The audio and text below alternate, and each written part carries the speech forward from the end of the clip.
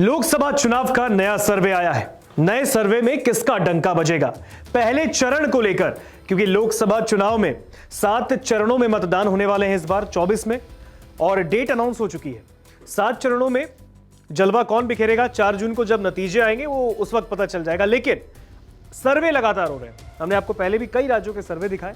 अब सर्वे जो है वो चरण वाइज भी आए, यानी कि फर्स्ट फेज में पहले चरण में, लोकसभा चुनाव के पहले चरण में एनडीए और इंडिया को कितनी सीटें मिल सकती हैं, इसको लेकर पोलस्ट्रेट ने सर्वे किया है।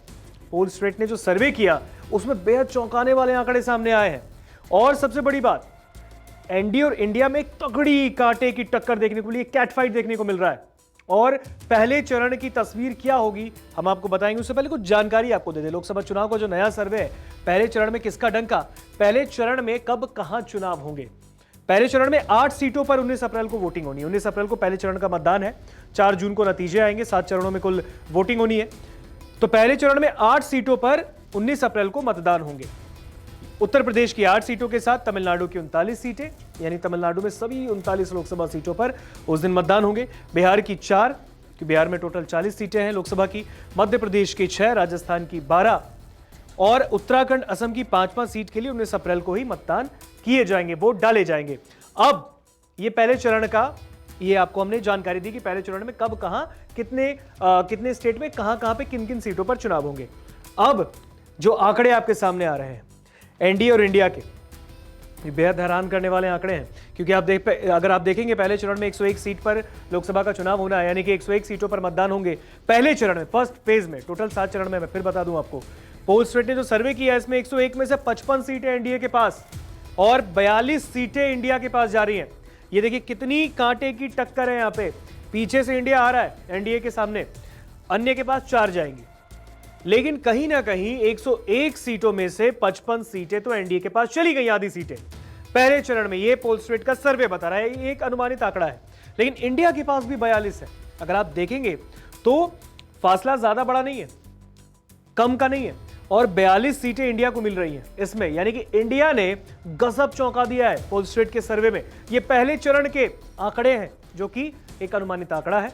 लेकिन क्या आपको क्या लगता है, एनडीए और इंडिया में जो ये कांटे की टक्कर देखने को मिल रही है, क्योंकि बहुत लोग कह रहे थे कि एनडीए ज्यादा सीटें लाएगा पहले चरण में, लेकिन पोलस्ट्रेट के सर्वे में ऐसा देखने को नहीं मिल रहा है। 55 ही सीटें आई हैं, लेकिन उसके बाद 42 सीटें, यानी कि 40 का आंकड़ा भी पार कर गई है। यहाँ पे इंडिया जो है वो पार कर गई है और अन्य के पास 4 सीटें गई हैं। तो कहीं ना कहीं कांटे की टक्कर देखने को मिलेगी पहले चरण के मतदान में। 101 सीटों पर लोकसभा के इलेक्शन होने, आपको पहले भी हमने बताया कि पहले चरण में 8 सीटों पर 19 अप्रैल को मतदान होने हैं।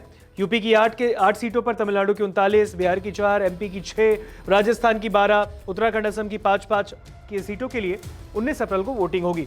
और साथ ही साथ मैं आपको बता दूं, क्योंकि लोकसभा को लेकर जो बातें चल रही थी कि लोकसभा में कुल टोटल 543 सीटें हैं, 7 चरणों में मतदान होने वाले हैं और पहले चरण का मतदान 19 अप्रैल को है।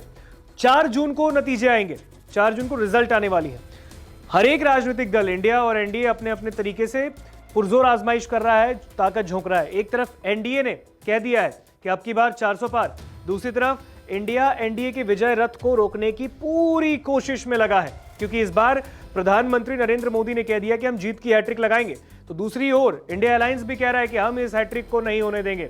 ये तो आने वाला वक्त बताएगा। आपको क्या लगता है, कमेंट सेक्शन में हमें बताइए, क्या ये दावे पूरे होने वाले हैं। और जिस तरीके से ये आंकड़ा सामने आया है 55 और 42 का, इसमें देखेंगे आप इंडिया ने एक तगड़ी फाइट दी है, एनडीए को तगड़ी टक्कर दी है। क्या यही आंकड़े होने वाले पहले चरण में?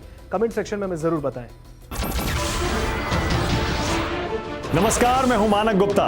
अगर आपको हमारा ये वीडियो पसंद आया हो तो इसे लाइक और शेयर जरूर करें, और हाँ, हमें सब्सक्राइब और फॉलो करना ना भूलें, ताकि आप देश और दुनिया की कोई खबर मिस ना करें।